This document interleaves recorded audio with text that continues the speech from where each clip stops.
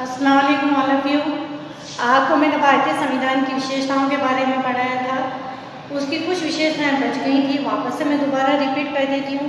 जैसा कि आपको मैंने बताया, हमारा भारतीय संविधान का निर्माण जो है वो 26 नवंबर 1949 को किया गया था, लेकिन इसको जो है वो लागू 26 जनवरी 1950 को किया गया। भारतीय संविधान के निर्माण के बनने में जो है कुल समय 2 वर्ष 11 माह 18 दिन का समय लगा।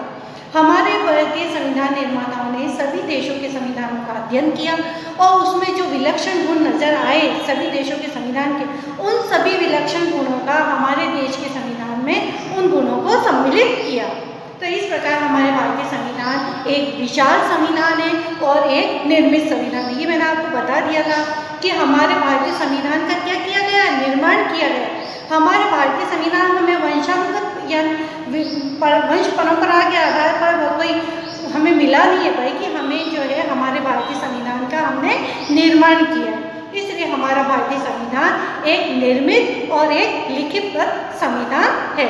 इसके बाद नेक्स्ट जो है आपको मैंने बताया था कि मौलिक अधिकार।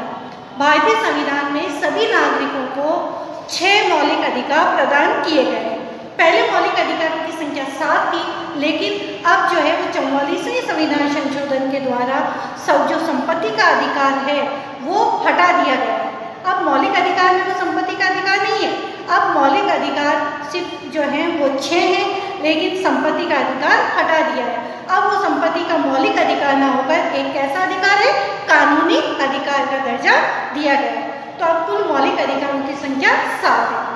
वो कौन कौन से हैं? सबसे पहला मौलिक अधिकार है स्वतंत्रता का अधिकार, दूसरा है समानता का अधिकार, तीसरा शोषण के विरुद्ध अधिकार, फिर है आर्थिक और सामाजिक न्याय का अधिकार, शिक्षा एवं संस्कृति का अधिकार एंड लास्ट जो है संवैधानिक उपचारों का अधिकार। यानी कहने का मतलब है प्रत्येक नागरिक, भारत का प्रत्येक नागरिक, चाहे वो किसी भी धर्म जाति लिंग का, उसमें किसी प्रकार का भेदभाव न करके संविधान ने सभी नागरिकों को समान मौलिक अधिकार प्रदान किए गए। नेक्स्ट आता है मूल कर्तव्य। हमने जैसा कहा कि जिस प्रकार नागरिकों के संविधान ने अधिकार दिया है, तो नागरिकों के भी तो कोई कर्तव्य होते हैं ना। तो ये नहीं, मूल अधिकार और कर्तव्य दोनों एक दूसरे के, एक ही सिक्के के 2 पहलू है। जिस व्यक्ति का अधिकार है तो दूसरे का वो क्या बन जाता है, कर्तव्य बन जाता है। तो मूल कर्तव्यों की जो संख्या थी वो पहले 10 थी, लेकिन अब जो है मूल कर्तव्यों की संख्या कितनी है, 11 है। फिर है इकेरी नागरिकता। भारत के प्रत्येक नागरिक को एकल नागरिकता प्रदान की गई, जिससे दिए संविधान में। चाहे वो किसी कहीं पर भी रहे, उसको दोहरी नागरिकता नहीं है। ये नहीं कि केंद्र की अलग और राज्य की अलग, नहीं। भारत का प्रत्येक नागरिक जो कहीं पे भी निवास करे, चाहे वो किसी भी धर्म जाति का हो, उसे एकल नागरिकता का प्रावधान रखा गया है। एक ही राष्ट्रभाषा।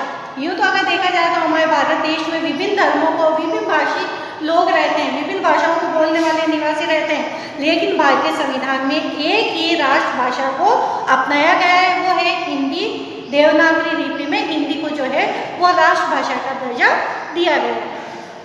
इसके बाद आता है संविधान की प्रस्तावना। मेन जो है संविधान की प्रस्तावना मेन है। इसको जो है के मुंशी ने राजनीतिक कुंडली की भी संज्ञा दी है। किसको? भारतीय संविधान की प्रस्तावना को के मुंशी ने जो है वो राजनीतिक कुंडली की संज्ञा दी है। भारतीय संविधान की प्रस्तावना को देखकर हमें पूरे नॉलेज हो जाता है कि भारतीय संविधान में क्या है। यानी पूरे भारतीय संविधान का जो निचोड़ है, सार है, वो भारतीय संविधान की किस प्रस्तावना में निहित है। इसलिए इसे संविधान की आत्मा की भी संज्ञा दी गई। उसके बाद में आता है संसदीय शासन व्यवस्था। भारतीय संविधान में, हमारे देश में भारतीय संविधान में संसदात्मक शासन व्यवस्था को अपनाया गया है। यानी संसद के जो सरकार के 3 अंग होते हैं, व्यवस्थापिका, कार्यपालिका और न्यायपालिका। व्यवस्थापिका आपको सबको पता है, व्यवस्थापिका का क्या कार्य है, कानूनों का निर्माण करना। नेक्स्ट दूसरा जो आता है कार्यपालिका, जो व्यवस्थापिका के द्वारा जिन कानूनों का निर्माण किया गया है, कार्यपालिका उन कानूनों को लागू करने का कार्य करती है और न्यायपालिका न्याय प्रदान करने का कार्य करती है। तो जो सरकार के तीनों अंग हैं, तीनों ही अपने अपने क्षेत्र में कार्य करते हैं, तीनों के अधिकार बटे हुए हैं, कार्य क्षेत्र बटे हुए हैं। कोई भी सरकार का अंग किसी के मामले में हस्तक्षेप नहीं करता, ना जो है किसी प्रकार का, सब अपने अपने क्षेत्र में जो है बिल्कुल स्वतंत्र है। लेकिन जो है तीनों सरकार के अंग एक दूसरे के ऊपर नियंत्रण रखने का कार्य करते हैं। जिस प्रकार व्यवस्थापिका जो है वो कार्यपालिका के ऊपर नियंत्रण रहती है, कार्यपालिका व्यवस्थापिका के ऊपर नियंत्रण करती है, और व्यवस्थापिका और कार्यपालिका न्यायपालिका के ऊपर नियंत्रण रखते हैं, जिससे सरकार के तीनों अंगों में क्या बना रहता है, संतुलन बना रहता है।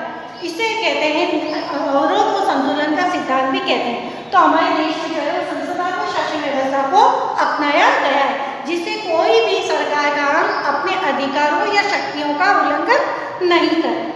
फिर है पंथ निरपेक्षता। भारत देश में विभिन्न धर्मों को मानने वाले लोग रहते हैं, उसमें सभी धर्मों को हमारे देश में सभी धर्मों को आदर और सम्मान की दृष्टि से देखा जाता है। सभी व्यक्तियों को अपने अपने धर्म का पालन करने, उसका प्रचार प्रसार करने, उसकी आस्था रखने का पूरी तरह से स्वतंत्रता दी गई है।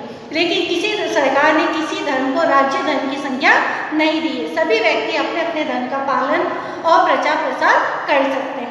तो हमारे देश में, यानी कहने का मतलब है संविधान में पंचशील के गुणों को अपनाया हुआ है। गुण निरपेक्षता, भारतीय संविधान गुण